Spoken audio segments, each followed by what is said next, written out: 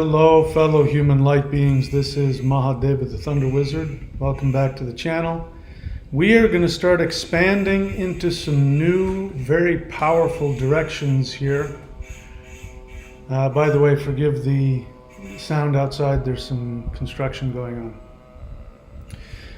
on. So we're going to review. We're going to go back into understanding of the directions and the shamanic specific uses of the directions, especially when it comes to doing different energy work and doing different rituals, and especially moving exercises like the qigong and the spirit fighting. We're going to get into all of that.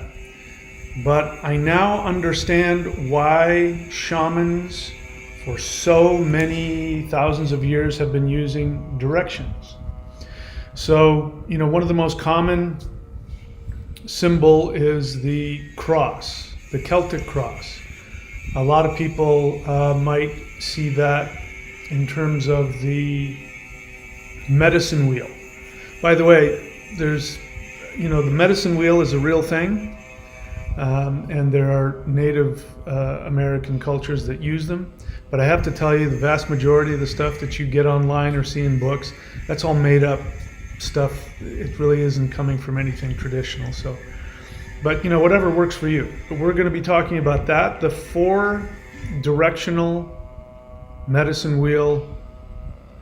We're going to talk about why that works in the 3rd dimension to balance things. What you see here on the left, this is a new design I'm working with now, which is what I would call the thunder wheel, but it's nothing that I made up. It's also called the bagua.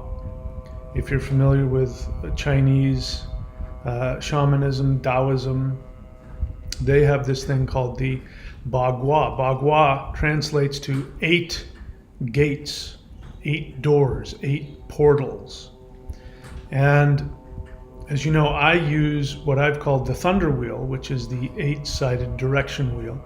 The Vedics use an 8-sided direction wheel also, the Ashtanga Yantra.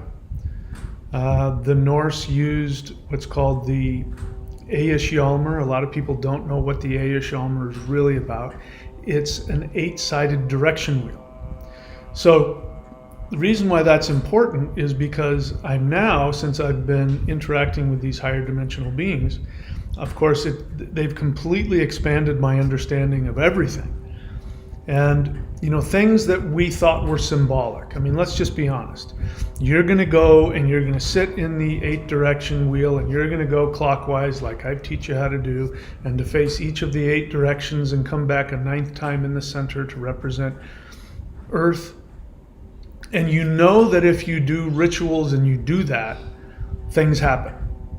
So from experience that the 8 directions work, and I know that they work simply just from doing ritual stuff, but I also know that they work as a result of doing this kind of stuff here. This is a video I made maybe a couple of years ago. But what you see here is me dealing with all of the different 8 directions and doing different, this is clearly an internal martial arts form, but what is hidden in that is that the things that I'm doing with my hands are actually stimulating the shin, the heart mind, the electromagnetic energy of the heart. When you combine that with facing in specific directions in the 8-direction wheel, when these are actually channeled, when higher dimensional beings teach you these forms, what's really happening is you're learning how to pull down higher dimensional energy. And it is this higher dimensional energy that gives the shaman the ability to do all kinds of crazy things. In the case of shamanic martial arts, it gives you the power to destroy evil spirits. It makes you bulletproof, against a normal human. It gives you all kinds of speed, and you barely touch somebody, and all kinds of crazy things happen. It's because you're working with interdimensional energy that's being channeled into the 3rd dimension. So it's very deceptive when you look at it, because how can you tell the difference between what I'm doing here and any other Kung Fu form? Well, unless you know the specifics of these practices, these tools, these sciences, you won't know. So right up here, what you're seeing is a GIF, I don't know how it's said, but this is a tesseract. So forget about what you saw in the Marvel movies. A tesseract isn't a cute little box that has some strange power in it. A tesseract is if you were to physically draw higher dimensions, in this case the fourth dimension. Fourth dimension is just time, let's not get caught up in that, but when you try to draw the fourth dimension, this is what happens. What's happening is, you're looking at a two-dimensional version, your brain is trying to turn it into a three-dimensional picture, and it can't. And so it ends up looking like this strange moving graphic, and it's not. The third dimension, for example, has 8 reference points. It's a box. It's got 4 reference points on the ground, 4 reference points above you, and the space in between, that is the third dimension. That's how you move. You move within a box that has 8 reference points. So when you go up a dimension, you double it. So you go from in the third dimension, you have 8 reference points. In the fourth dimension, you have 16 reference points. Now we're just talking about the physical area, the physical dimensions. So your third dimensional brain can't comprehend it. Try all you want, you won't be able to. It's just impossible. Just as if somebody in the second dimension was to try and understand up and down. They only know how to go flat. They can go forwards and backwards and left and right, and they only see in one plane. They can't see up, they can't see down, they can't see in any combination of those things. No matter how much you try and explain it to them, they will never be able to comprehend it. They will never be able to understand it. However, if you were to take a three-dimensional cube and put light through it, it would create a shadow in the second dimension, and then they would have a representation. That's what this is.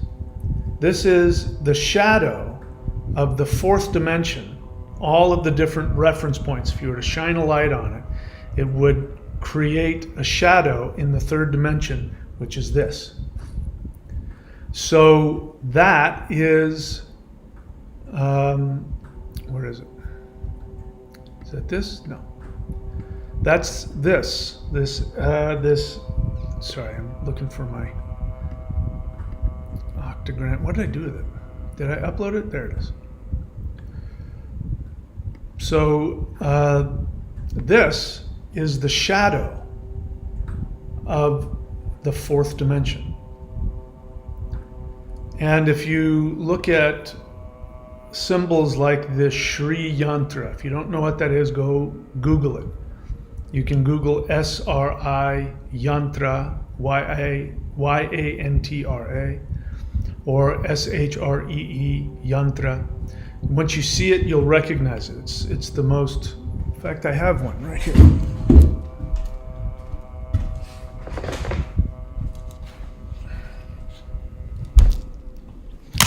This is a Shri Yantra, right? Forget about the squares here around, that's something else.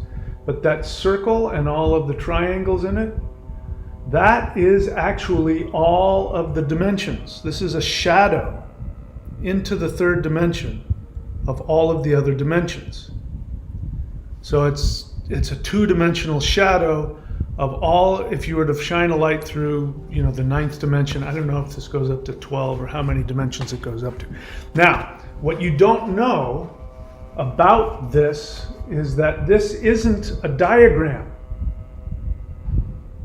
This is a deity. Every time you see a yantra in Vedic practices, they're not diagrams. They're a deity. The diagrams are what happens when you shine a light onto that deity. That deity is going to be a multidimensional, higher dimensional being. The shadow of that deity, when it hits the third dimensional, two-dimensional shadow, is going to be a diagram. It's going to be a geometric shape. You understand? So these shapes have far more power than we realize. So you see me doing all this stuff here. This is the spirit fighting. I'm doing a bunch of different things put together. The 5-element Maoshan spirit fighting, as well as some of the higher level stuff. And I've got that, that weird little Merkaba thing in there because I wanted to give the impression to understand that every time you see me moving and shifting to a different one of the 8 directions, I'm creating a yantra. Got it? Does that make sense? When you create that yantra, what ends up happening is you create a portal, higher dimensional energy comes in. This is why this stuff is so powerful. Look, I'm really bad at promoting myself and the stuff that I teach. But if I gave to you all of the comments of the people who actually did the, where is it? If I gave you the all the people who did this wood element, this is just the wood element. But when people do this stuff, they get back to me and they start talking about the intense amount of energy that they're experiencing. Many of these people have done things like Bagua, Xingyi, other types of Qigong, other types of shamanism that work with the 5 elements. But there's one thing to address the 5 elements, to summon the 5 elements, and it's another thing to actually create an interdimensional portal where those elements come into you and you become them. A whole different deal. We're talking higher dimensional experience. So this is what we would have considered magic in the past. But as we go forward into the 5th dimension, it's going to be what it is for the ETs, what it is for higher dimensional beings. It's just going to be the science of using energy. That's it. And when you get into higher dimensions, you start having a lot more power. So the reason why shamans, magicians, sorcerers, people who did things like the stuff that I trained in, the reason why they could do things that broke the laws of physics in the 3rd dimension is very simple. You're dealing with a science. When you do these practices and you address the different directions in a certain order, and you align your body in a certain way, you don't see it. Somebody looks at you in the 3rd dimension, they just see a physical body doing some movements. They don't, if you were to shift up to a higher dimension, you would see that person begin to transform into a multi-dimensional being. For instance, when it comes to fighting evil spirits, the stuff you see me doing there in the 3rd dimension, I'm just moving around doing stuff. If I was engaged in cleansing of an area, or if I was literally in battle with an evil spirit, a ghost, what the evil spirit would experience is that I would be appearing and disappearing in front of him, behind him, above him, below him, and I would be moving so fast he wouldn't be able to understand what was happening. You look at it in the 3rd dimension and you don't see that. You just see, even if he's moving fast, you just see a guy moving around in the 3rd dimension. But because of what he's doing, he's pulling in higher dimensional energy. Ghosts and demons are 2-dimensional beings. They're not 3-dimensional. This is one of the biggest conflations that when people, on my Facebook videos, you've got no shortage of people saying that, I'm mistaken, I'm worshiping demons. Even one person said, look, you're growing horns, and it's because they've been misled. Of course, they're afraid. They have their 3-dimensional attachments. But the main issue is that from the 3rd dimension, we don't know the difference. When a being from a lower dimension comes in, all we know is that something supernatural is happening. When a being from a higher dimension comes in, all we know is that something supernatural is happening. And we don't know the difference. This is why people talk about the veil, that there's like reality and then there's the other side of the veil. People think there's just physical reality and non-physical reality. They can't imagine what we're dealing with are different dimensions. So when you use these practices, you pull in higher dimensional energies. Of course, all the things having to do with the chakras, all the things having to do with the different meridians and the 3 energy centers and that whole science. That's a big, that's a huge thing to talk about. We won't spend the time doing that. But when you're pulling higher dimensional energy into all those things, you go up against a second dimensional being like a ghost or a demon who's running around in the 3rd dimension. They are going to be frightened. They won't have any ability to fight back. One of the interesting things about this practice is that when you're really like filled with a lot of power, you go into this very peaceful place. You can be very focused and very intense, but it's very peaceful. And that's because you're getting out of 2-dimensional feelings of anger, fear, all that, which is why when you see humans fight each other, they're angry, right? They're moving down. They're pushing themselves down towards the 2nd dimension, because the 2nd dimension is rage, anger, violence, homicide, fear. Those are 2-dimensional feelings. If you get lost in the 2nd dimension, that's all you're going to experience. You're going to be trapped in that. In the 3rd dimension, we have a choice. That's why it's the 3rd dimension. We can struggle with duality, but we can take a 3rd option. We can take the balance of it, which will put us in a place where we aren't controlled by it. But physical violence, you're allowing yourself to be controlled by rage, by anger, by violence, by boxing matches you can't get any more 2-dimensional. 2 guys go at it and one of them wins. And they win by out violencing the other person. You can't get more 2-dimensional than that. So the 3rd dimension is really, like I said, it's balancing the 3rd dimension. So anyway, I'm talking about all this stuff not really to teach anything specific at the moment, except to give you an understanding of the science of different dimensions and how to use them. So these symbols that we've been given. I'm not going to use that one today. These symbols that we've been given. Oh, I'm way over here. These are downloaded by higher dimensional beings. And we use them in order to pull in higher dimensional energies to accomplish spiritual transformation, and in the 3rd dimension to accomplish things like healing, manifestation, all of that. So let's go basically over.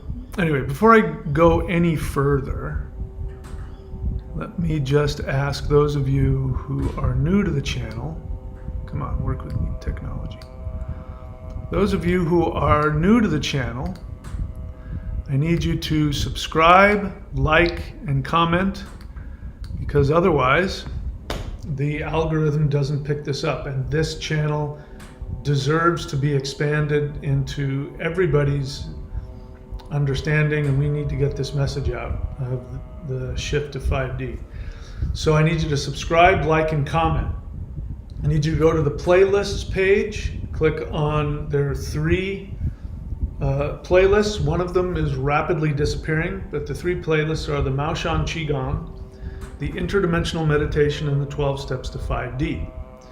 And then I need you to go to thunderwizard.com, which is the website, and subscribe to the Warrior 90-Day Lightning Qigong. So let me just give an update to those of you who aren't new to the channel. You've probably noticed, as some people have emailed me, that where's that video? Well, as I said, I am moving everything over to the thunderwizard.com site, which is the Patreon page. And I'm taking all of the practices, the paid ones, as well as the free practices, the meditations, the Qigong. I'm taking all of those and I'm moving them over to the thunderwizard.com site, and you can have access to them in the shop.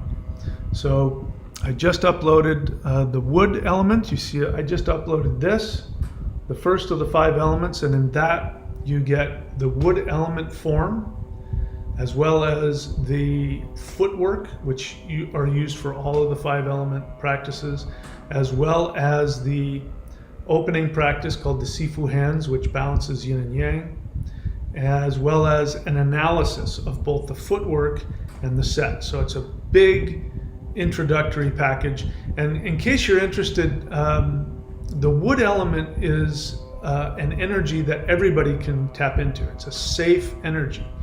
When you use the wood element, all the other elements come from wood, and all of the elements go back into earth.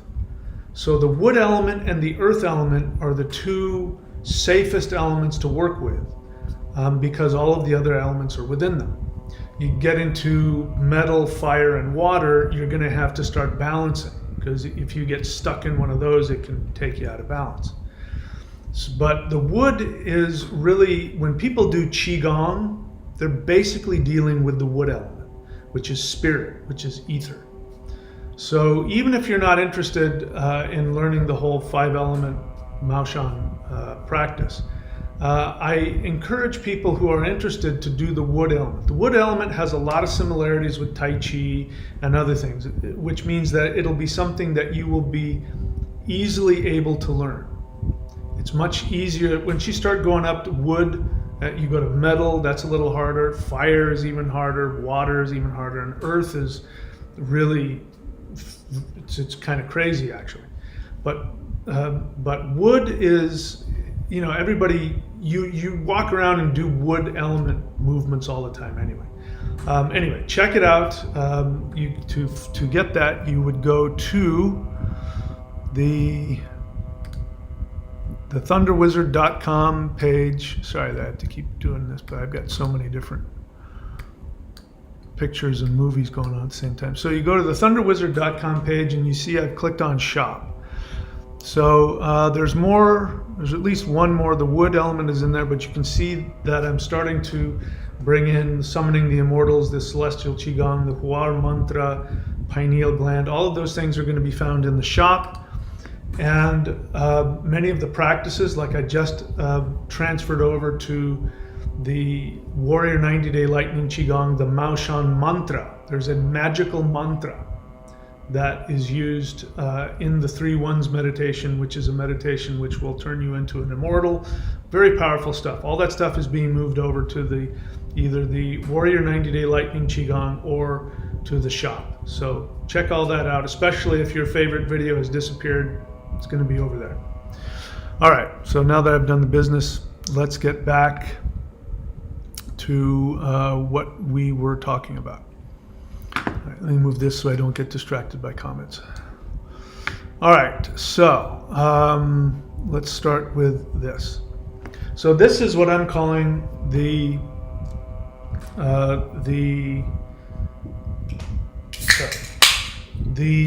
quantum wheel. We can call this the quantum wheel for now. If you're familiar with all of the stuff that I've taught, by the way, if you're new to the channel, I'm going into some really advanced stuff here, and I recommend that either you look to the older videos where I talk about the thunder wheel or the medicine wheel, or you can get my books like Thunder Shamanism, and I go into detail about the 8-sided thunder wheel. We're now moving up a notch. We're going up into understanding of higher dimensions. So what I'm going to be teaching you here today is to help you understand why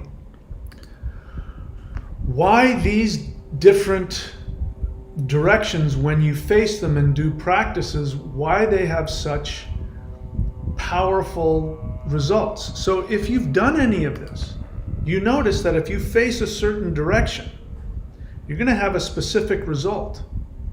And there's a specific feeling to it.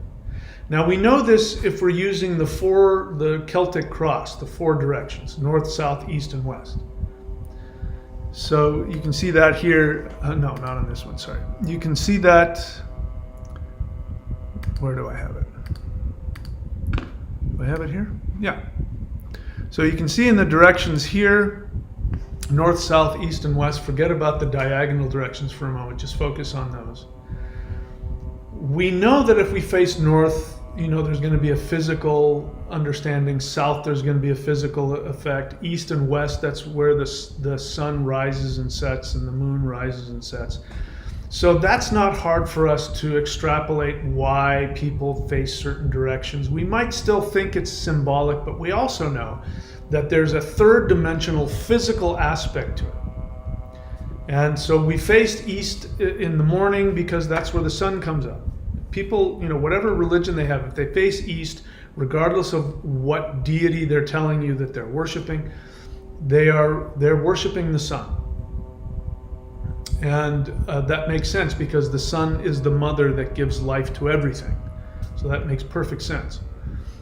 But these diagonal directions, what are they about?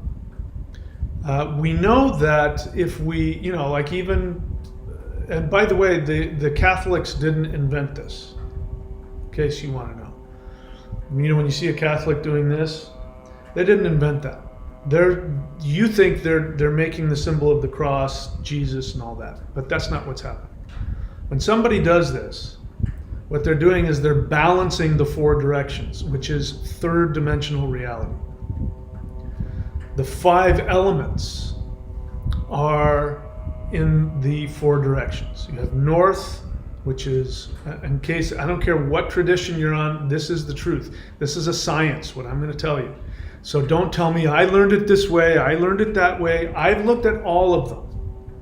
And I'm telling you from personal experience and study and practice, this is an energetic science. It is not up for debate. You can disagree with me if you want, but you're not going to talk me out of the understanding that this is a science. So in the north you have water, in the south you have fire, in the east you have ether, in the west you have air, and in the center you have earth.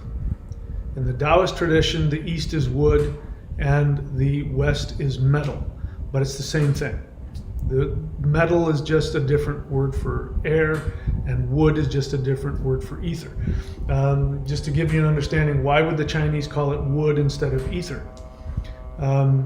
Ether represents pure spirit. And what is that? It's expansive. And in the East, in the Norse tradition, again, I go into this in all of my books. Read my books. If you haven't, read my books. Get yourself educated. Go to either michaelwilliamdenny.com. You'll see all of my books. Read Thunder Shamanism, all those other things. I go into all the specifics of that, as well as the beginning videos of the, when you subscribe on Patreon, the beginning videos, the Mastery of Shamanism, you go all the way to the first videos. I teach you about all this, so I won't go into all of it now. But wood is pure energy. It's pure life force energy. It's expansion. And expansion is what ether does. It expands your energy. It expands your aura, which is why it's in the East, which is where Thor lives. Thor lives in the East. What is Thor? Thor is lightning energy. He is chi. He is life force energy. He is power. And he defends people. He creates boundaries. That's why the Thurisaz rune, works in the East, etc., etc. And so they call it wood because when you chop a tree in half and you look at it, you see these expanding rings. So that's why it's called wood. Wood expands.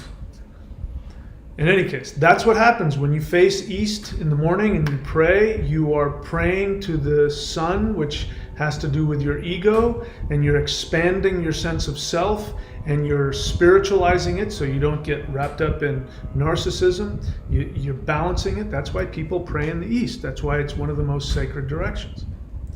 But in case you didn't know, The most sacred direction, and also one of the most dangerous, as it turns out, is the northeast direction. In Vedic practices, you will find that altars will often be placed in the northeast direction. And that is because the northeast has the highest energy. It's the most powerful energy there is.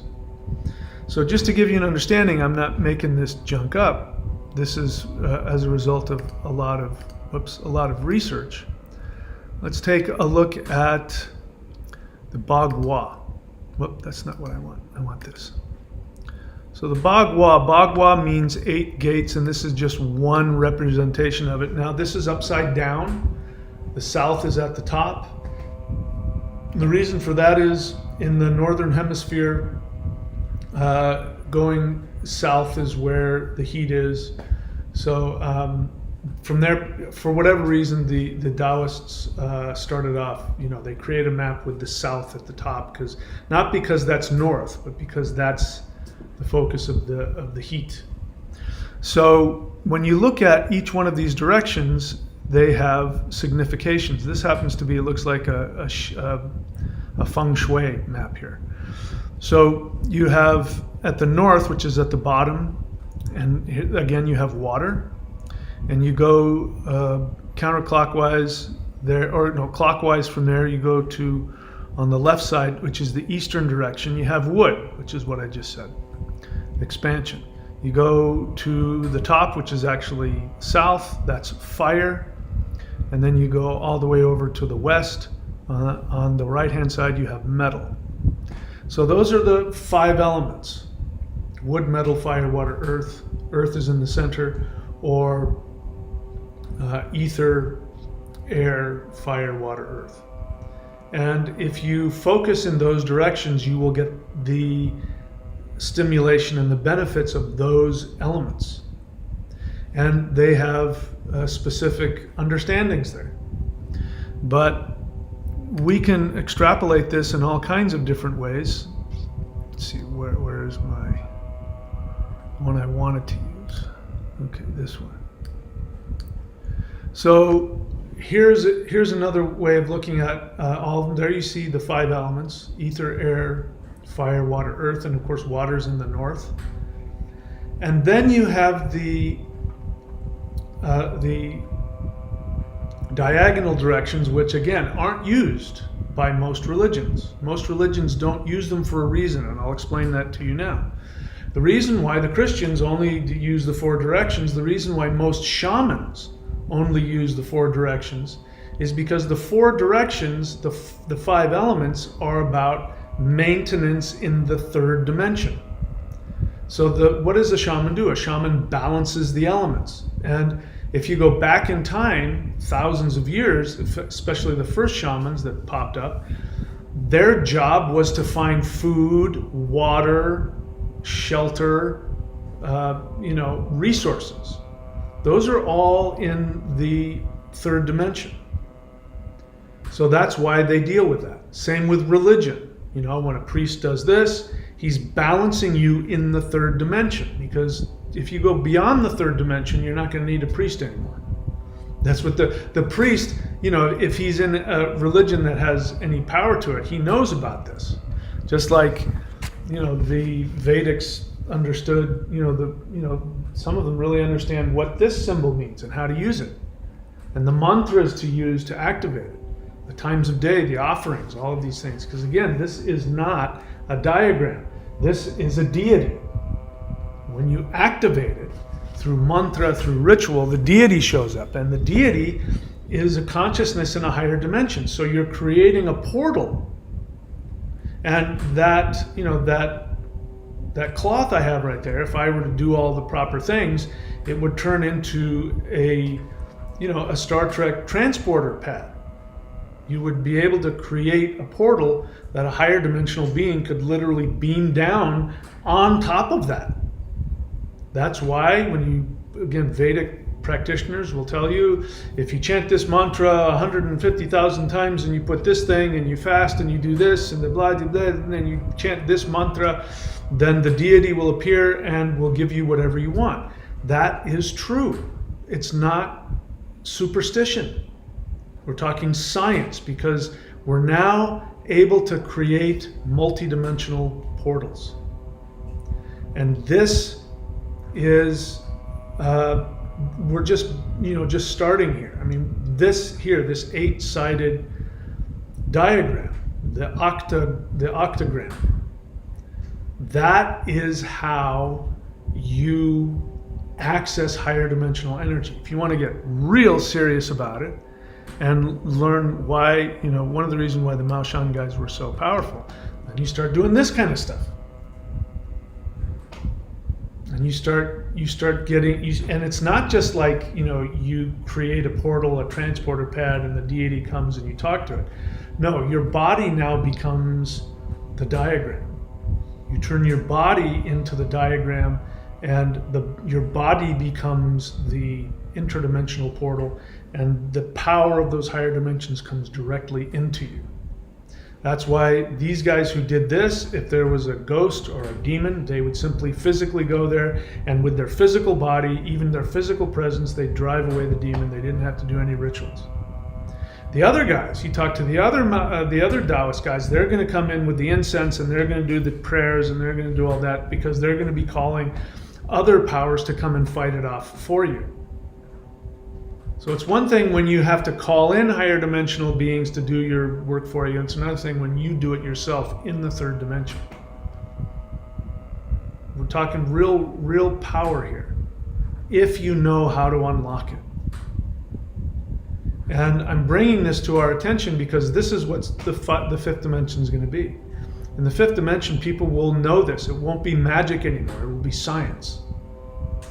And people will be able to tap into 6, 7. So let me just, again, let me explain to you. There are some sacred numbers. This is why, in case you know anything about Chinese people think that the number 8 is lucky. Now you know why. They also believe that the number 64, this is a sacred number in Taoism. You want to know why? In the third dimension, we have 8 reference points. The fourth dimension has 16 reference points. The fifth dimension has 32 reference points. The sixth dimension has 64 reference points. Got it? One of the practices, the footwork that I haven't taught yet is a 64-step pattern where you face all the different directions and you do different, you step on different energy. You step down heel toe. By the way, in case you didn't know that, when you step down heel toe, you are tapping into energy meridians on the bottom of the foot. That's why walking clears your mind, why it's healthy for you. It grounds you because there's an electromagnetic interaction between your feet and the ground. That's why people tell you to ground, take your shoes off, go walk on the beach, because you're doing all that. So when you do that in specific sequences facing different directions in a certain sequence, you've now tapped into, and you do the 64 steps. Now I know. And now I know why I would do that and I would feel such power. Because I was tapping into the sixth dimension. You understand now? Does it make sense? I didn't know. I just learned this stuff. The guy said, move this, do that, and I do it, and all of a sudden all this energy would come into me. And I go, why is this happening? He would say, I don't know. There's just something about you just do this, and for whatever reason it works. He says, human beings didn't make this up. These things were downloaded. They were channeled. This is what the Mao Shan did. The Mao Shan channeled. And there's still, you can even find it online if you look for it, there's still instructions on how to get what we know now is we're talking about higher dimensional beings. If you do certain rituals and allow them to come, higher dimensional beings will come, and you'll find yourself doing some kind of physical movement. You won't really know what it is. Guess where, drum roll, guess where the summoning the immortals Qigong came from? I channeled it. That's why it works. I didn't make it up. I just simply was there and I just let the energy tell my body what to do and where to go. And then I gave it to you guys. And you guys came back and told me all this crazy stuff that happens when you do it. You notice you're facing different directions, you're doing different things with your hands, you're creating a yantra. You're creating a three-dimensional yantra that pulls in higher dimensional energy. People who do the summoning the immortals, try this. I didn't come up with this. People got back to me and told me this. More than one person came back and told me this. Get a handheld little ham radio, portable ham radio. Turn it on. It doesn't matter what frequency. Leave it on. Have the intent to have higher dimensional beings come and work with you. Do the summoning the immortals and watch what happens. Your radio is going to start making a bunch of weird noises. That's when ETs are telling you that they're there, that they're physically in the room. There's very likely a higher dimensional being phased out of the third dimension that's literally touching the ham radio, making it go ksh, ksh, ksh, ksh, ksh. That's how they do it. The reason why I know that is because I tried to figure out how you could get a ham radio to do that. And the only way that I could figure out how to do that is if I had a ham radio that didn't have good grounding on the back, and then I took another battery pack and I touched it to it. Then it would go ksh, ksh, ksh. And I went, oh, that's what they're doing. They're touching it. They're taking their higher dimensional, electrical hands and they're just simply touching the radio. It's very simple. It's not that complicated. You understand where I'm going? Is this sinking in? Are you getting this? This is a science now. So all of these years that I've been teaching you how to work with the 8 directions, the 9 worlds, which is the 8 directions plus the center, I've been teaching you how to do that, and I've been telling you specifically to go in clockwise fashion, not counterclockwise, because if you go counterclockwise, you're summoning second dimensional beings. So don't do that. Trust me, you don't want that. Go clockwise. When you go clockwise, then you're pulling higher dimensions down into the third dimension. And so let's take a quick look at, we can look at this one here. This is the 5 elements. So the 5 elements, north, south, east, west, and center, those are the 5 elements. That's the third dimension. When you work with any of those directions, you're balancing and empowering the third dimension. Right? Makes sense. So these diagonal, this is when you start dealing with other dimensions coming in. So the northeast is the highest vibration, which is where the gods live. The southeast, that is the realm of the human mind. So dealing with the southeast is what has to do with you being able to intend your reality. The southwest, this is the underworld. This is the unconscious. These are demons. These are ghosts. And I have to tell you, demons and ghosts are not souls. So there's no such thing as fallen angels. The Christians want to tell you that ETs are fallen angels or that demons are fallen angels. There's no more ridiculous concept in the world. I can promise you, absolutely, completely, totally promise you that no being in a higher dimension is going to slip and fall and end up in the second dimension. It doesn't happen. The only way that happens is when a light being chooses to incarnate into the third dimension. And then in the third dimension, they're forced to vibrate at a level that is lower than what they're used to. And there is the risk of them then falling into their own attachments. That's the reason why we come here. But demons, ghosts, they're not conscious beings like you and I. I know because I'm an exorcist. I'm telling you from personal experience.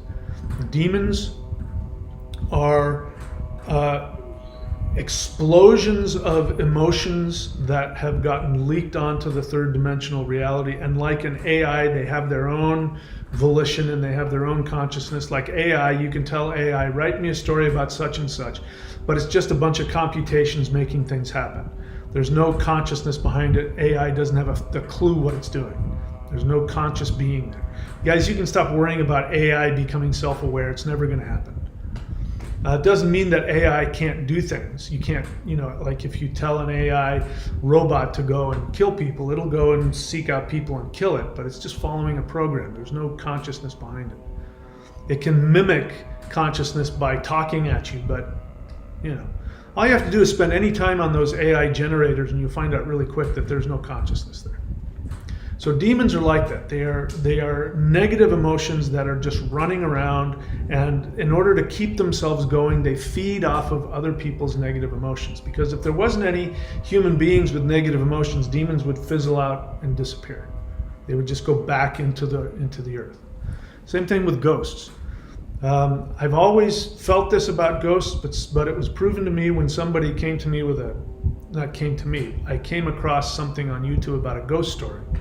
People went into a house and were living in a house that was 100 years old, and there was this woman that looked like she was dressed in 1940s attire, and she would appear at the kitchen table and she would cry and bang her head against the wall until her head was bleeding and there would be blood on the wall, and then she'd disappear and the blood would disappear. And this was happening regularly, and people said, "There's a ghost, we got to get out." They went back to the owner, which was now an older woman, and they went to her and they said, "We have to leave. We can't rent your house anymore. We have to leave. It's haunted." And then they told the story of the ghost, and she realized it was her. The older lady, when she was World War II, her husband was off fighting. She went looking for something. He asked her to look for something in his belongings, and he found a letter he had written to another woman. She was pregnant with his child, and she was so upset she banged her head against the wall until she bled. And she didn't even realize that was, however many 40, 50, 60, 70, however many years later. And she's hearing about it, and she's realizing that is her. There's so much emotion being released onto the third dimension, it keeps repeating itself like a record. That's what ghosts are. So this is important because the Southwest is your unconscious. I keep telling you guys, the most important tools I have are the free tools. The 12 steps to 5D are the most important tools I have. How many of you actually have done them? The most important tools you have. You want to shift to the fifth dimension? That's not going to happen until you rewire your hard drive. Otherwise, you're going to keep repeating over and over and over and over. I mean, I know it's not easy. I run into people all the time that are still plagued by resentments. And rightly so. They've been damaged. They've been abused. Well, that is stored in your unconscious mind. Those are your demons. People who are possessed, I'm telling you, I'm an exorcist. I know people who are possessed by their own unresolved emotions that have squirted out onto the third dimensional reality and are physically assaulting them. And or they've attracted somebody else's unresolved feelings that are running around the world and are being assaulted by somebody else's unconscious. You hear about people that are possessed by demons, and they will go into a trance and they'll see some horrible thing that had nothing to do with them. Do you understand what I'm talking about now? The Southwest is where those beings exist. And in the right way, that's hell, that's the underworld. Hell meaning the Norse hell, not the Christian hell. The underworld where you work through your issues and then you reincarnate. So it can be a place of healing if you go there to work on your issues. Light beings up at the Northwest, those are nothing more than ETs. My ancestors called them elves, the Alfar. You translate Alfar, and they translates literally, if you go to the Proto-Germanic and you translate it literally, it translates into beings of light. It means higher dimensional beings. Because any higher dimensional being that manifests in the third dimension will appear as a being of light every time. Beings of light. This is why when I taught you guys however many years ago that was, and I taught you how to do the elf ritual, which is still very powerful, what ended up happening? I mean, I had my first light being experience when I faced the north west, and I, lit a candle and incense, and weird stuff happened. Really positive, powerful stuff happened. That's because I didn't realize that I was doing CE5. I was tapping into the light beings, asking for their help. You get it now? This is a science. Again, this diagram here that we're looking at, that is not a diagram. That is not a symbol. That is not a drawing. That is the shadow of, at the very least, the fourth dimension. Light is hitting the fourth dimension, creating a shadow onto the third, and when you look at that on a two-dimensional surface, that fourth dimensional world turns into this. So that's why when I am doing all this stuff and I'm doing strange things with my hands and I'm facing different directions, going from one direction to another, but it's not random. It's very precise. I'm looking at and working in one of the 8 directions at any given time. You can get real fancy and splice the directions, turn it, instead of a 8-directional wheel, turn it into a 16-directional wheel, but the movement is still very precise. And when you start doing that, you're going into higher and higher dimensions. When I was getting really high up in the spirit fighting, they would teach me how to split the doors in half, which meant instead of facing northwest, it would be north-northwest, but I had to be very precise about it. And one hand would be in north-northwest, one would be in the north, and one would be, and if you get in the middle of that, you feel it. It's energy coming from somewhere that isn't the earth anymore. So all of these things that I've given you, those of you, if you've done what do I call it? The quantum butterfly. The quantum butterfly movement, which I think you can find in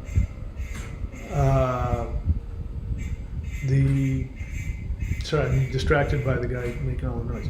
You can find it in the Warrior 90-Day Lightning Qigong. You can find that. It's, you don't realize it, but the hands are splicing into different directions. While you're facing one direction, you're splicing into another one of the diagonal doors there. It does all kinds of crazy stuff to your energy because you're pulling in higher dimensional energy into your body.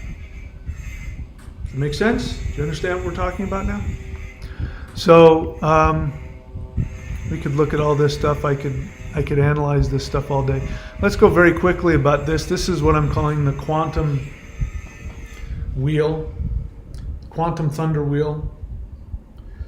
If you remember, at the north, what you're dealing with is the quantum void. So if you remember what I talked about, quantum light is neither a particle nor a wave. In its quantum state, it is neither and both simultaneously until you look at it. And when you look at it with an expectation, it's then transformed into something.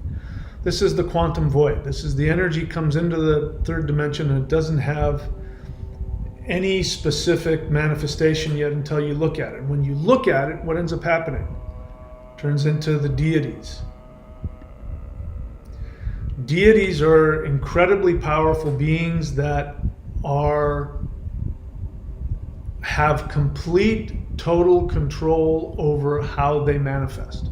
In other words, you and I respond because we are quantum beings also. But in the third dimension, when we're looked at, our parents look at us with their expectations, their projections, and we take it on and we respond to that.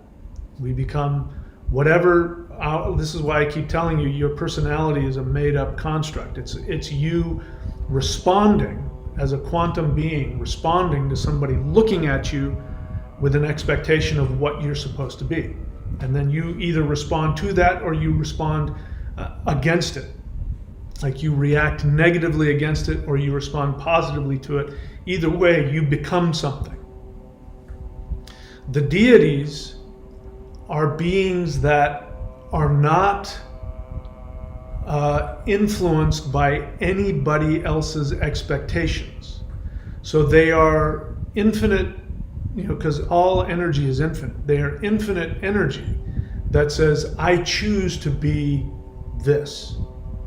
And that's why they're deities. That's why we worship them. That's why they have power to create and destroy. And they're just simply one, you're going clockwise, which is in the direction of creation. So the quantum, the first thing it does is it becomes a deity. Deities are very childlike. This is why there's, the deities in mythology get angry.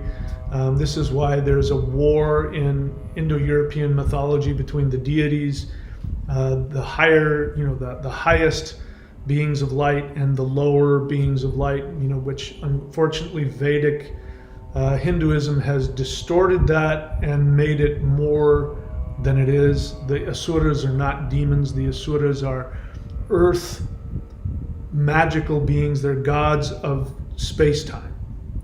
The deities, the celestial deities, are very legalistic in their viewpoint, so they don't like the asuras, because the asuras are into things like fleshly pursuits and magic and sex and attachment and pleasure. And even though they're very high powerful deities themselves, the celestial deities look down on it. It's beneath them. So there's a war. It's not a war the way we look at it. They're not trying to kill each other. They're different energies, but they're both entities. The Norse have a more accurate understanding. The Germanic, which is again an offshoot, the Vedic and the Germanic offshoots of the original Indo-Europeans that stopped worrying about race. Who cares what color they were? Doesn't matter. But they have a clearer, more ancient understanding, which is it's the Aesir versus the Vanir. There's the celestial gods versus the terrestrial gods. And it's really that balance of energy as energy is manifesting. And so, where did I want to be? I wanted to be here. So those are the deities. So again, this is what quantum energy does as it manifests. The next is the demigods, like Thor. Thor's technically a demigod.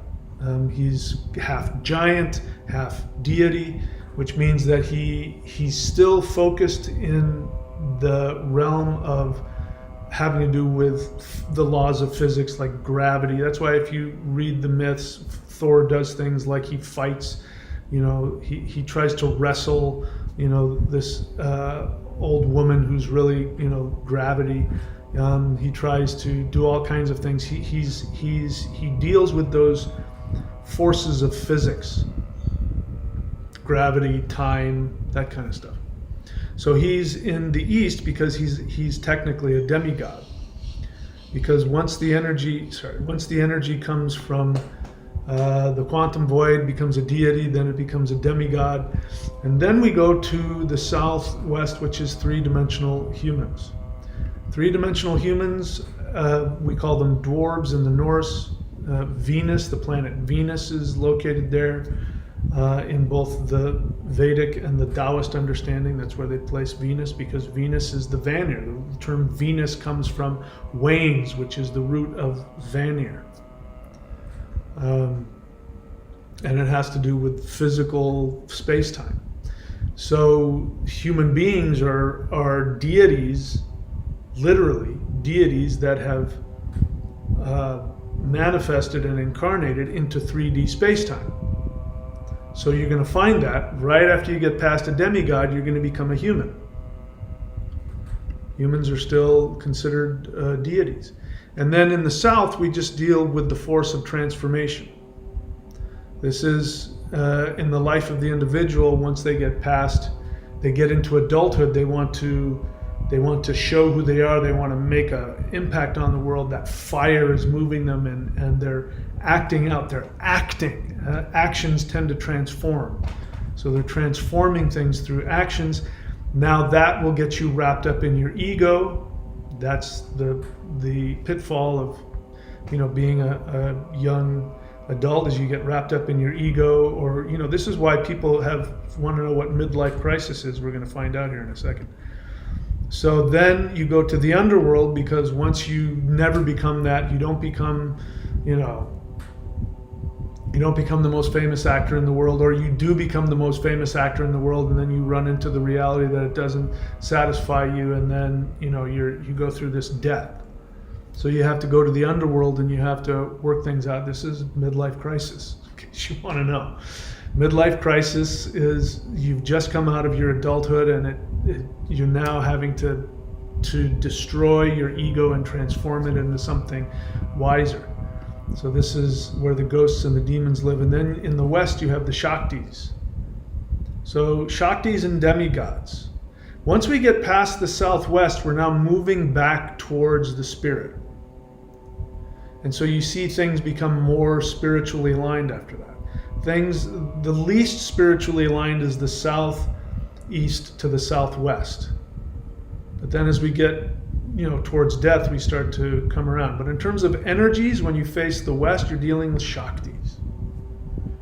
Shaktis are higher dimensional energies, or earth energies, earth spirits. These are beings that want to empower you. So, like yogis would seek to have Shaktis. And I'm just going to tell you the truth now. I can say it's been a long time. I have Shaktis as a result of doing this interdimensional meditation.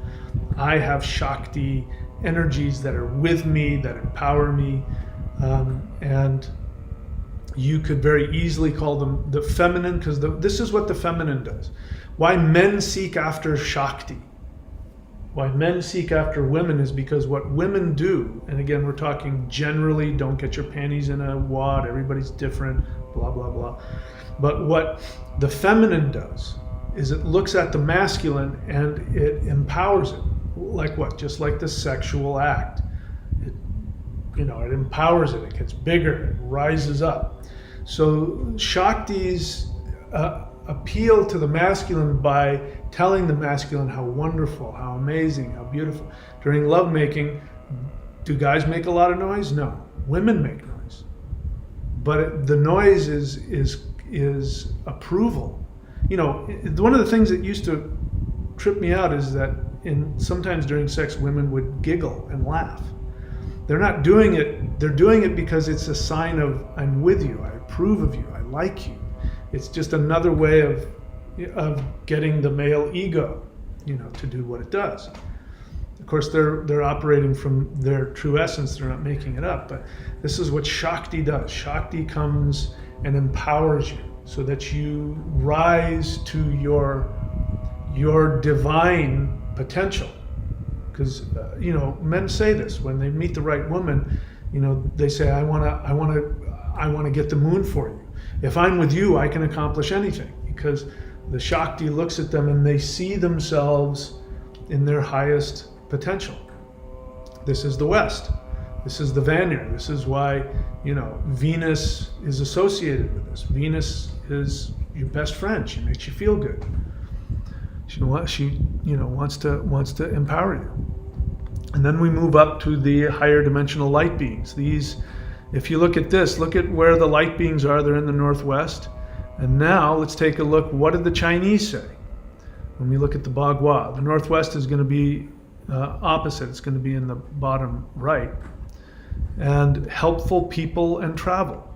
So who are the helpful people? People you go to for advice. Your higher self.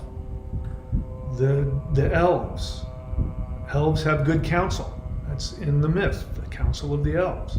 The light beings are the higher dimensional, higher self aspect that is constantly saying, hey, do you realize that when you do this, it affects you this way and affects other people this way? You know how amazing and wonderful you are? Do you realize what you can accomplish? But at the same time, it's hard on the ego because they're shifting you to a higher dimension. This is the Northwest. Oops. And then back to the quantum void. So the light beings are the bodhisattvas. A bodhisattva is a being that is about to merge back in the infinite and turns around and looks back and sends positive energy to people that are coming, to where they are. Trying to help people achieve their awareness. This is all that the light beings do. This is all that ETs are here to do. They're only here to help us evolve.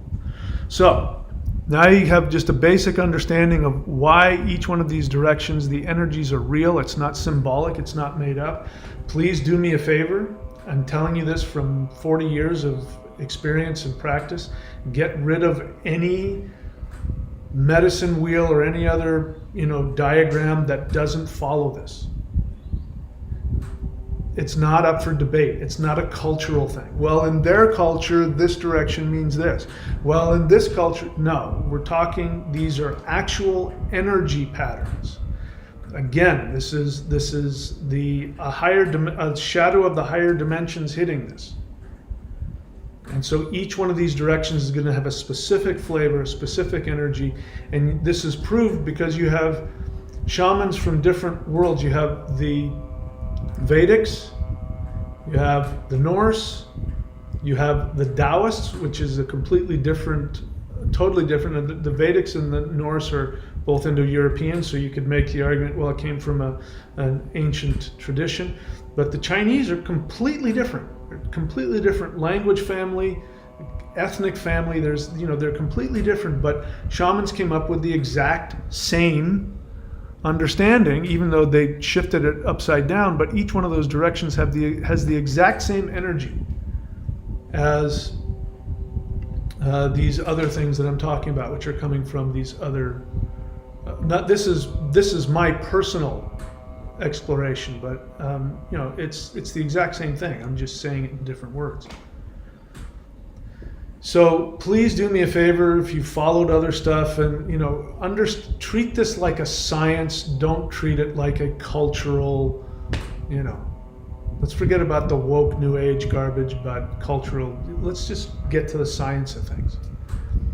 And if you treat this like a science, and you can experiment with it, basic things I'm here to tell you is do not go in a counterclockwise rotation. Now that I told you, if you do it, it's on you. Don't do it. There's another way you can do this, which I teach in the 5 elements up here in the wood. I teach you how to do this. Normally what you do is you go in a clockwise fashion. That's a healing fashion. There's another way to do it where you don't go counterclockwise, you don't go clockwise. I'm not going to tell you what it is. If you want to learn it, I do teach that. But this is how we work with the 5 elements. There's a specific way to work with the 5 elements that will shift you up. And this is what I teach you in the Mao Shan practices. All right, so anyway, there's enough of all of that stuff. Let me get rid of all this stuff here. And right. So I'm happy to take any questions or comments if there are any. Bear in mind, if you are somebody that has studied what I teach, if you've read the books, if you've subscribed and done the practices, you're going to have questions that I'm going to like. If you're new to the channel, it's very likely you're going to be speaking, in my experience, from ignorance, and it's going to not inspire me. So just letting you know ahead of time, they'll get your feelings hurt if I don't like your question.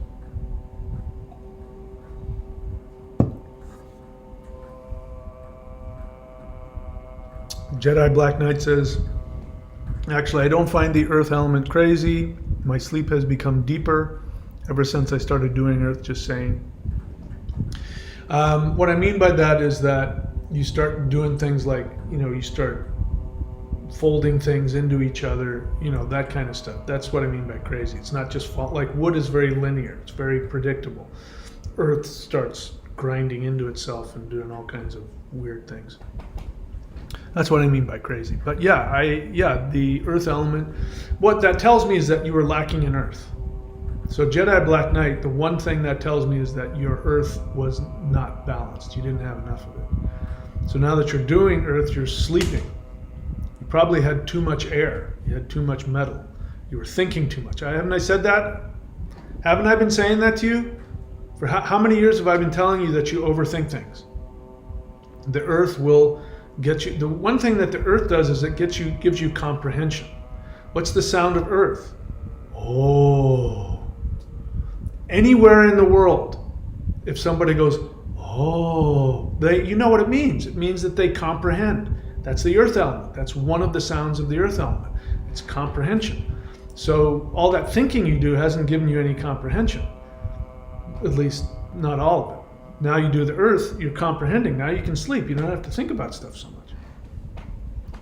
Jedi Black Knight question. I do 5 repetitions daily for each of the 5 Maoshan sets, but sometimes I lose track of the count. What do you suggest for such scenarios? Don't overthink it. So what? As long as you ground, you know how to do that. Do the whole breath and ground. That's all that matters. And if you unconsciously do more of one element than the other, it means that probably you were out of balance and your body's intuitively balancing, but it doesn't matter. Just follow the directions and big deal. You overdo it, it's not a big deal. What else? Dabbler Deluxe question. On the topic of clearing the unconscious, please do not conflate subconscious with unconscious. Please, it annoys me to no end. Subconscious is beneath the conscious mind, but you have access to it. What's your social security number? You know it offhand, right? It's in your subconscious. It's a file you pull out. You're not thinking about it. It's not in your conscious mind. You mean the unconscious, the part of you that you don't have conscious access to that is driving you, right? Let me see if I'm right about that. On the topic of clearing the subconscious, would the Laguj and Manaj runes be good to work with to help clear out old patterns? Yeah. All the runes are good. If that idea has come to you, you should practice it. We're going to look at the runes too. We're going to take the runes into, if we take the runes into this thing we've been working in here, or which one is it? If we take the runes into this, because we know where the runes are placed, it'll tell us a lot. That's one thing you can do. Whenever you do like a rune reading and you get 3 runes, go and place them where they belong on the rune wheel. And you'll see what energies are indicated in your reading. What the quantum energy is doing. It's just another way of interpreting it. And again, if you take that understanding, again, it's not symbolic. It's just, well, that's, no, this is an energetic thing, and we're dealing with completely different energies. This is why things like rune divination works. This is why things like tarot works. Because divination, this is how higher dimensional beings can talk to you. They can't always talk to you directly. They can't. They're in a higher dimension. They're in multiple time points. We can't connect to them the way we can connect to each other. Which is why it's extremely rare that ETs will manifest in the 3rd dimension. That's why anything that you've seen on books, videos, movies, or people who have been abducted by aliens, if they're talking about a 3rd dimensional experience with a physical being in the 3rd dimension, it's not a light being. Light beings are transdimensional. They're almost never. And if they do manifest in the 3rd dimension, you're not going to be able to walk up to them and squish their arms and poke them and like people do real aliens. They touch them and they're just frightening because I don't know what I'm looking at. But they're clearly 3rd dimensional objects. Light beings aren't. Anyway, I got off topic here. Sounds fine. Give it a try. See what happens, Dabbler Deluxe. Jedi Black Knight question. I've been getting more present to other people's unconscious agendas when they talk with emotional intensity. A bit like how you answer some questions. Do you reckon it's from the metal set? Yes. Metal is it cuts. You can cut through the BS and get to the meat of things. I have a lot, as you can tell, I've got a lot of metal in me. My mercury is very strong, huge amount of metal. So yeah, strong intellect. But you're talking now from a spiritual perspective, you're picking up on what's going on. So you're cutting through people's, because this is what happens. This is humans, this is another, this is one of the reasons that I don't like small talk. I can't stand small talk because it's just, you're snowing each other. Nobody's being direct. There's no real communication there. And most interaction in the third dimension is you're placating and manipulating, and you're talking around things, and you have an agenda, and it's just what we do. And I don't like it, which is why I'm so quick to point it out when I hear it in people's questions. So yeah, you're doing the spirit fighting. It's called spirit fighting for a reason, because now you're going to interact directly with people's spirit. When I was mastering this art, when I was practicing this art, 3 hours a day, I couldn't be around people because I would walk into a room and I would know what everybody's unconscious agenda is. I would know what they truly wanted. I would know what, people don't know why they do half the things they do. They don't know why they're coming at you, why they're saying certain things. They're not aware of their own agendas, completely clueless to it. I'd walk into a room and I'd be able to know what everybody's freaking agenda was, and I couldn't stand it. And I stopped practicing for years so I could have a relationship. I could be in a relationship with a woman and not be knowing what her unconscious agenda was all the time. It just wasn't any fun. So yeah, you're practicing the spirit fighting, and now you understand what I've been talking about all these years. Adrian, hi, what do you think of the middle pillar ritual? Adrian, welcome to the channel. I don't teach anything, I don't talk about things I don't teach. So this is my classroom. You've come into my university classroom. When you walk into the economics class, you don't raise your hand and ask about Shakespeare. They're going to say, that's Shakespeare, that's over there. You sit down, you listen, and you try and learn what is being taught to you. You don't just throw out questions out of nowhere. So it tells me you don't know anything about my channel. To your credit, you're doing exactly what we just talked about. To your credit, you want to connect. You want to connect with us, and you want to connect with me, and that I respond to, and I appreciate that. But asking me about something you don't even know if I teach, it's distracting, it's destructive to our communication. You don't realize it, but it's disrespectful. You don't know any of that. That's okay, you didn't mean any harm. Welcome to the channel. If you want to ask me about something I teach, I will be very happy to talk about that. If you have an honest question, like asking me what do I think about, that's not an honest question. An honest question is you want me to help you solve a problem. Wanting to hear me go off about something that you know something about doesn't do anything for either of us. Right? So I love your question. If you have a need to have a question answered, especially if I'm talking about it, I'm going to want to answer your question. If you're just looking to shake hands and say, hi, it's nice to meet you, Adrian, and I see that you're into something spiritual. I have never heard anything about that because I don't teach that. But good for you.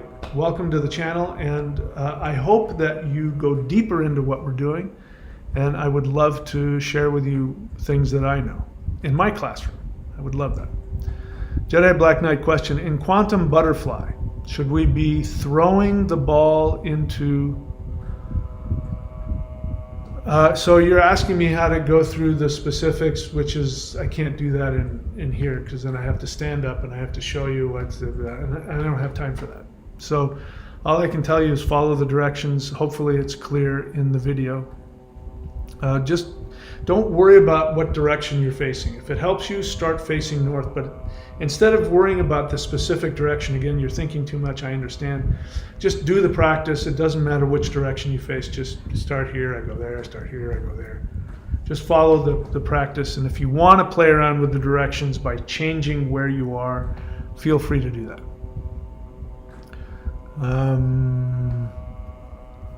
Let's see, but you're asking me a specific question, do I throw the ball forward? Again, these are kinds of things that I would have to be physically there with you to show you how it is. Just, unfortunately, just do the best with the videos that are there and just don't overthink it.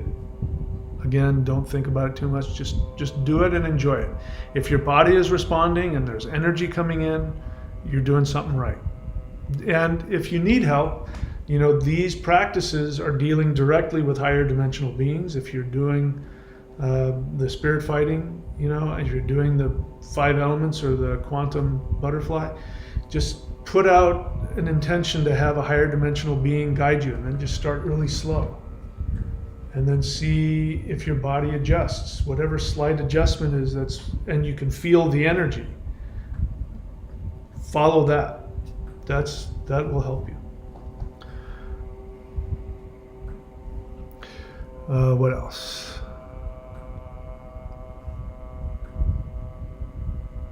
Ariel says, thank you, Mahadeva. You understood. Appreciate you more than words can express. Thank you, my friend. I appreciate it. Fim Sample CG. Fim Sample CG, are you going to annoy me today? You've been on my channel a long time. Let's see if you annoy me today. Question. That's not a question. What is a question again?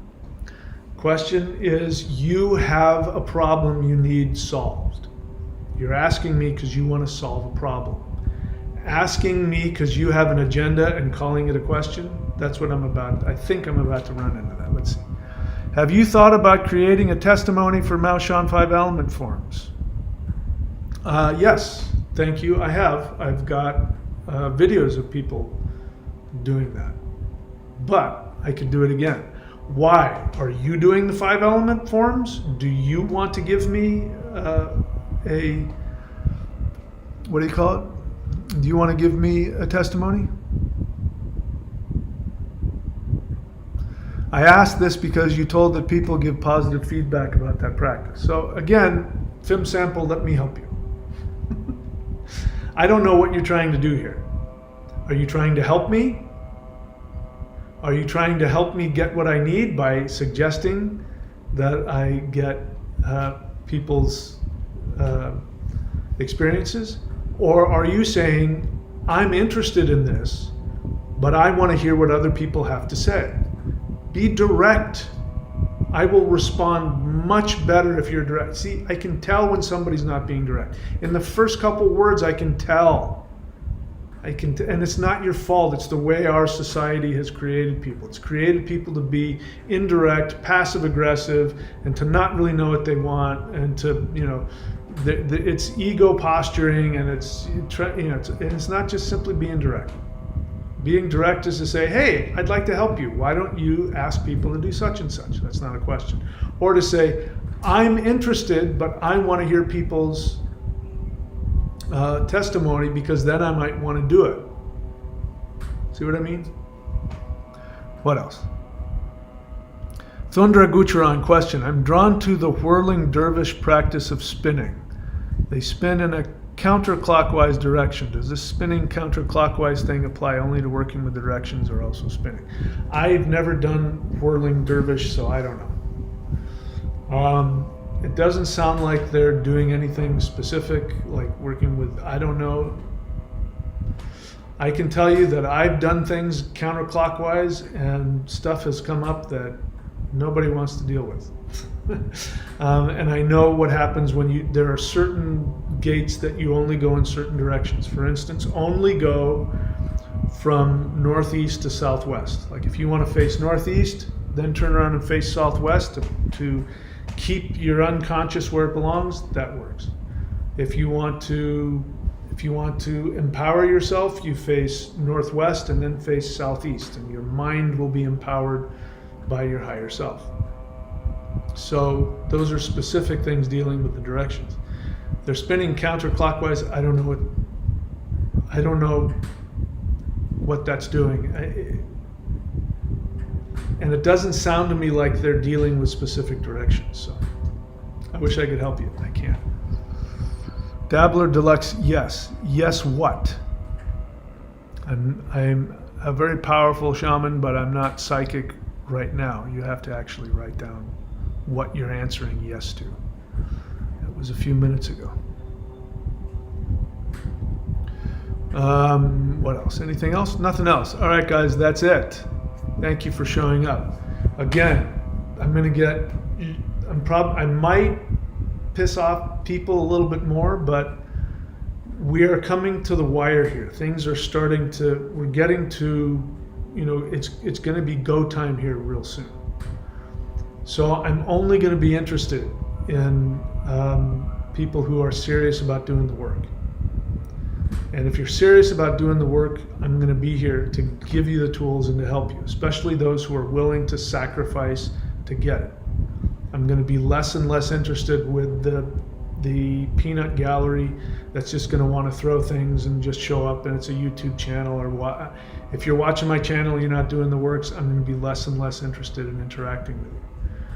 And that's because everything's changing. Everything is shifting. We're getting to really, really serious shifts coming up here.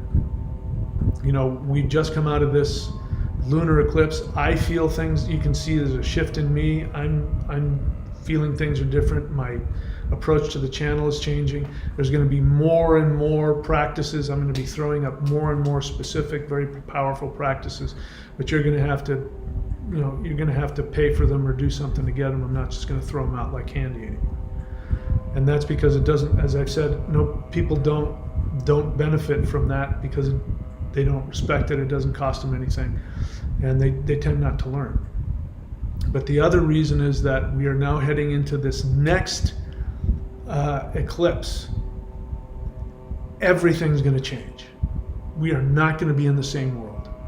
Things are more likely going to get crazier before they get better. And if you want to have the power to shift, it's better to have the tools. The more tools you have, the better. It's really important that you have a daily practice. Now more than ever. Now more than ever, you must have a daily practice. I'm going to have to come back and make a whole video on it, but something that you need to understand about what's happening. Whatever unresolved issue you have is going to be stimulated. And we are no longer in the normal third dimension where people can safely have a bunch of things in their unconscious that they don't look at. The higher dimensional energy is having the opposite effect of what people would think. Higher dimensional energy hitting the earth is not making people more happy and peaceful. Higher dimensional energy, true love. In order to allow yourself to be truly loved and seen, you have to let go of the garbage in your unconscious. You have to let go of it. You have to face it. You have to look at your resentments. And again, let me tell you again, the most powerful tool that I give you, which is free, is the 12 steps to 5D. I mean that. That is the most powerful way to reformat your hard drive and clean out your unconscious. There isn't anything. There is no spiritual practice. There is no meditation. There is nothing more powerful that you can get your hands on and do than that. And I'm saying this because I am watching people. I'm watching people who are hitting this wall, and to their credit, some people are sort of going, okay, I need to start looking at my own stuff. I need to take responsibility. And they're seeking outside help. They're getting therapists. They're going to 12-step groups. They're getting mentors. They're now finally sitting down and doing their daily meditation or their exercise or something. They're doing something to improve themselves, and they're consciously focused on it. And they're shifting in a positive, they're moving in a positive direction. And I can see it. And these are people who are on the verge of destroying themselves, literally. And they finally, whatever, something clicked in them, and they said, I'm gonna take action. I even heard somebody say, I need outside help. And that's what I keep saying. Everybody needs a teacher. Everybody. I have one, and I'm here teaching you. If you don't have one, you're saying you know better than me. In which case, go start your own channel. Because I can't function without a teacher, and I can't function without people I'm responsible towards. So get yourself a teacher. I am here at thethunderwizard.com. You can subscribe at any of the apprenticeship levels, and you can work with me. You can work with me on a weekly or monthly basis. But I don't need to be the only person around. But pick one of these things. Do do the Warrior 90-day lightning qigong and do it every day. There's no more screwing around. It's over. Because what's going to start happening now is if people aren't doing any, the shift, the split is coming. And so let me explain to you what you're going to see as the worlds begin to split. And what's happening is, again, the frequencies are starting to differentiate. So I want to share with you exactly what you can expect as the frequency shifts. I'm hesitating because it's about ad's about to come up, and then I'll start talking again. Okay. So what's going to start happening is that people who aren't looking at themselves, people who aren't taking responsibility, people who are actively going after their own, they're living with the narrative, they're blue pilling themselves to death, they're sticking to their addictions, all of that. They're going to get worse. They're going to get a lot worse. And what's going to then start to happen is a lot more people are going to start waking up. But this means that there is a real potential for the dark force elite are going to start doing everything that they can. They're going to throw everything at the world. So be prepared for things you hadn't even begun thinking about yet, things you couldn't have imagined. Because however crazy and bad the dark force elites you think they are, they're much worse. And be prepared that your own unconscious is going to start flipping out and trying to pull you in all kinds of directions. The only thing we have control over, is our actions. We don't have control over our thoughts. We don't have control over our feelings. You have some control over what you choose to indulge in. If you want to focus on something positive, you have some power to control that. But you can't control what's going to come out of your unconscious. But you can control what you do. And discipline, daily meditation, daily practice, daily 12-step work, going to the gym every day, something that takes discipline. And you have to do something that isn't fun, that isn't easy. This is called discipline. This is the most important thing any human being can have. The most powerful tool I have is not being able to slip into other dimensions and do all that. That is not my most powerful tool. And I'm telling you this because my teachers were very powerful. Both of them. And both of them went bonkers. My teacher, before he passed away, he was a mess. A very sad, pathetic mess. His teacher, total fucking narcissist. So spiritual power is not what's going to give it to you. If you have spiritual power and you have discipline to follow spiritual paths, that's the ideal thing. And that's what I'm offering you. I can't give you the other thing. I can give you the tools. I can give you access to real power, but that real power won't save you. What's going to save you is if you make the decision to learn how to take contrary action, actions that go against your impulses and your feelings and your fears. And that only comes through disciplined actions. So I recommend that you do that, because you'll thank me when it's all over. There might be a rough time ahead. I don't need that to happen. Maybe heaven will come down and everybody will be super happy. I don't think that's what's going to happen. Okay, what else?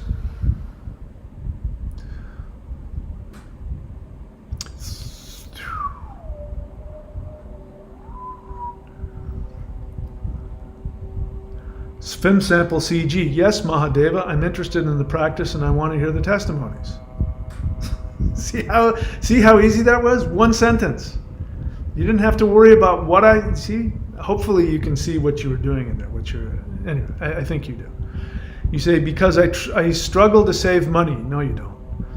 I know it's just $300, but if I buy it, I may have to sacrifice for my daily nutrition.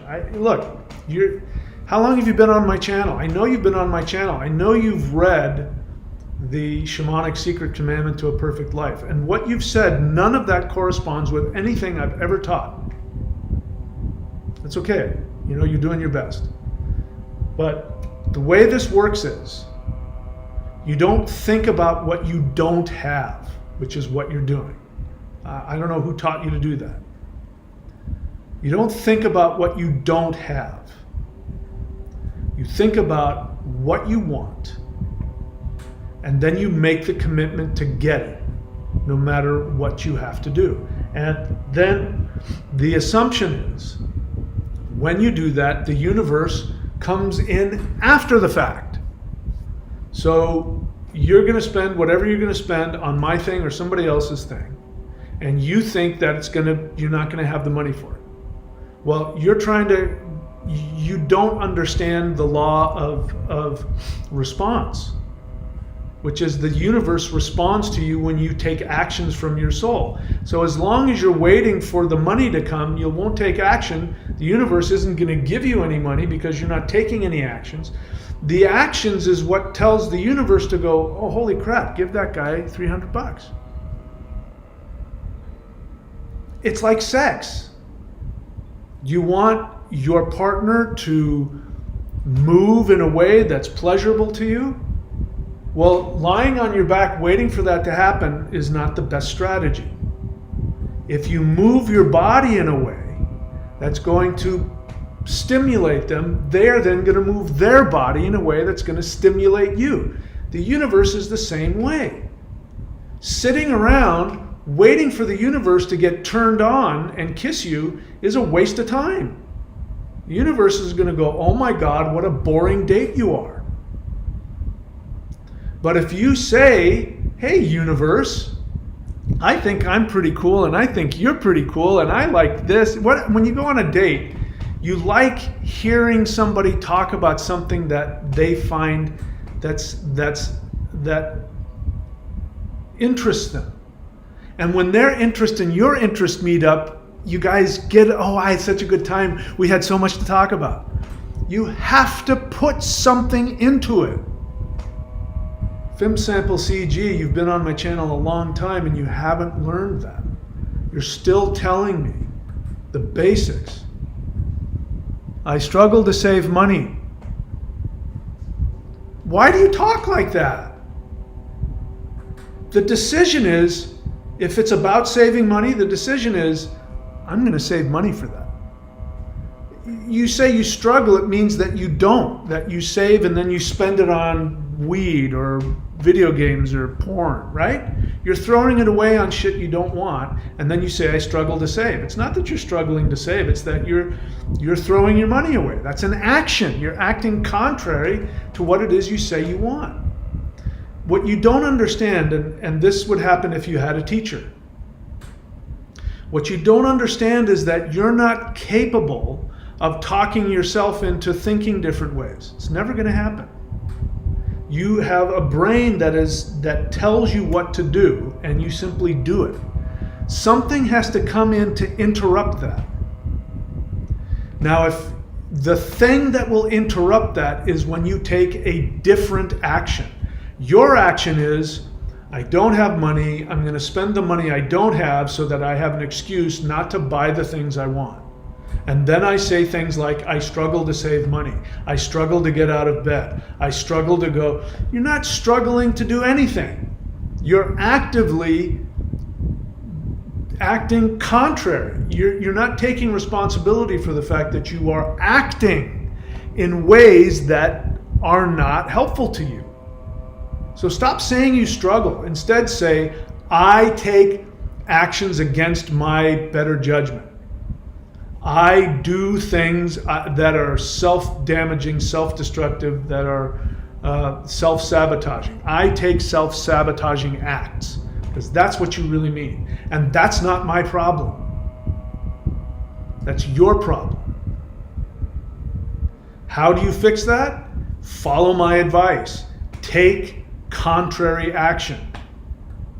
You want to sit in bed and eat Cheetos? Get up off your ass and go to school. You want to stay at home and do whatever to porn?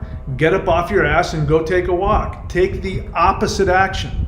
I'm afraid to purchase your product. You have the cash, go pay for it. Do something different.